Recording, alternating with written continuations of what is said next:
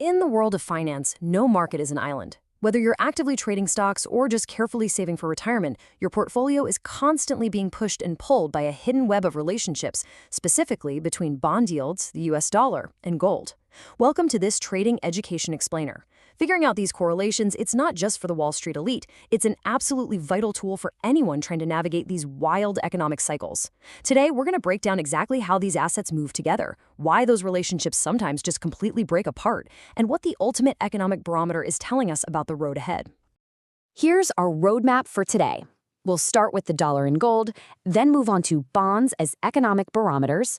After that, we'll hit inflation, deflation, and gold, followed by the oil factor, and finally wrap up with what happens when these correlations break. All right, let's jump right into part one, the dollar and gold, or what we like to call the inverse seesaw. So to really wrap our heads around this dynamic, we've got to stop thinking of gold as just a shiny piece of metal. Think of it as a global currency, because most of the gold in the world is denominated in US dollars, right? Imagine a three-way tug of war between the dollar, gold, and the rest of the world currencies, like your euro or yen. If we treat gold as its own currency that investors use to store value, its price action completely depends on its relationship with these fiat currencies. And this setup perfectly illustrates why they move inversely. Look, if those rest of the world currencies stay totally stable, but the US dollar drops in value, the price of gold in dollar terms literally has to rise just to maintain its intrinsic value. Think about it.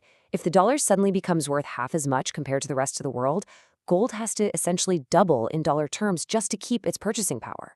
That's exactly why when you're buying gold, you are fundamentally taking on inverse US dollar exposure. Moving right along to Section 2, bonds as economic barometers and understanding US Treasury yields. Now, US government bond yields act as a massive barometer for the entire economy. They're basically your proxy for long-term interest rates. We're talking about the numbers that influence everything from your local mortgage rate to those giant corporate business loans. When you buy a brand new 10-year Treasury note, it comes with a fixed face value and an annual interest rate, which we call the coupon rate. But here's the catch. Once that bond hits the open market, its value is constantly fluctuating. So if there's one golden rule you absolutely must remember for trading bonds, it's the seesaw effect. When bond prices go down, yields go up. Simple as that. If the economy is just absolutely roaring, investors might dump those safe, boring bonds to chase higher returns in the stock market. Because that bond price drops from the lack of demand, the effective yield that a new buyer gets automatically goes up to compensate. And of course, when interest rates drop, the exact opposite happens.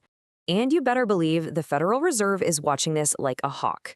If inflation spikes, take that massive 7% surge we saw in late 2021, literally the fastest pace since 1982, the Fed steps in.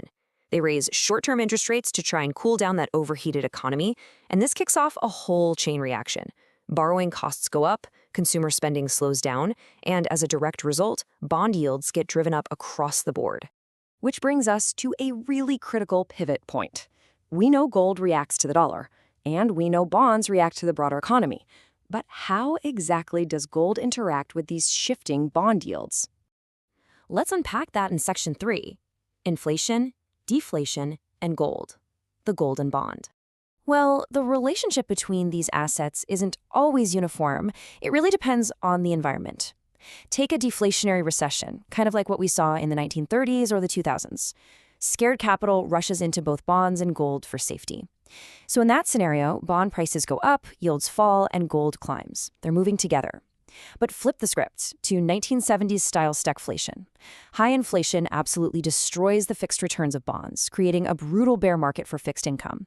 But that very same inflation, it acts as a massive bullish catalyst for gold because it's the ultimate natural hedge. And looking at the timeline here, we might just be at a historic juncture.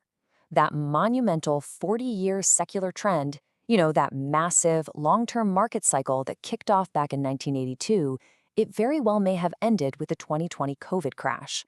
If we're actually entering a new secular era of higher, sticky inflation, capital is likely going to keep fleeing from historically low-yielding bonds and parking itself right in gold. That leads us right into Section 4, the oil factor, mining margins and inflation.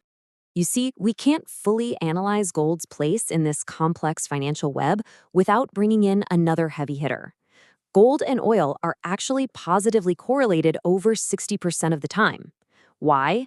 Well, crude oil is used so extensively across the global economy that it's a primary driver of inflation. When oil prices spike, the cost of pretty much everything else goes up with it. And that naturally pushes investors straight toward gold to protect their purchasing power. But traders, you've got to watch out for the catch here. If you're investing in gold mining companies instead of just buying the physical metal, you have to remember that oil is a massive operational expense for the mining industry. Skyrocketing crude prices can seriously squeeze the profit margins of those large mining stocks. So even while the metal itself is rallying on all those inflation fears, the actual companies pulling it out of the ground might be suffering under the weight of the massive energy costs required to do it. All right, final piece of the puzzle, Section 5, when correlations break, looking at changing trends and snapbacks. To truly trade like a pro, you have to recognize that while these rules apply most of the time, macroeconomic correlations are not permanently set in stone. Look at 2016 and 2017. For a big chunk of that time, the traditional inverse relationship we talked about earlier completely snapped. We actually saw both bond yields and the US dollar climbing together positively. It's a perfect example of why you've always got to be paying attention when the market's price action fundamentally changes its character. So how do we turn this into actionable trading concepts?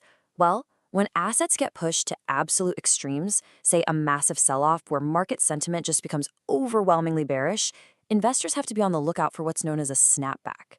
Markets simply don't move in straight lines forever, right? Here's exactly how that snapback plays out. First, an asset, let's say long-term bonds, suffers a major breakdown in price.